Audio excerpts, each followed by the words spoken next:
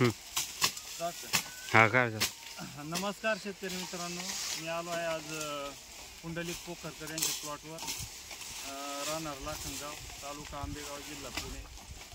आज त्यांच्या ऊसाची तोड चालू आहे, तर जाणून घेऊ त्यांच्याकडून दोन शब्द. साहेब, कसं काय वाटतं तुम्हाला? ऊसाची वाढ तुम्ही पाहिली किती झालेली आणि याची ही 10 जूनची लागवड होती आपली. आणि हे बाकीचे तोड ऊसाची वाढ हे तोडणारे बाबा आहे ना, यांना विचारा तुम्ही कशी तोडतात आणि त्यांनी कसा ऊस पाहिला की. साहेब, आतापर्यंत तुम्ही भरपूर शेतकऱ्यांचे ऊस वगैरे तोडले असते, भरपूर त्याच्यामध्ये शेतकऱ्यांचे ऊस तोडले, पण असा ऊस आम्ही बघितला नाही. 15 वर्षापासून आम्ही ऊस तोडलो, पण हा ऊस एकदमच लांब नाही.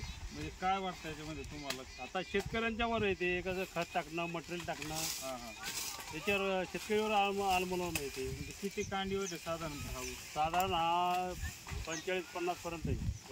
आणि कांडीचं एक नंबर आहे, पण त्यासोबत ऊसाला वजन पण चांगलं, वजन पण चांगलं आहे ऊसाला, आणि तोडायला फार जमत नाही.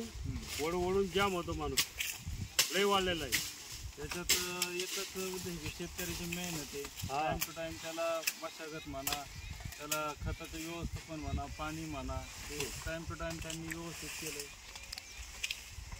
म्हणून हा ऊस एवढा वाढलेला आहे.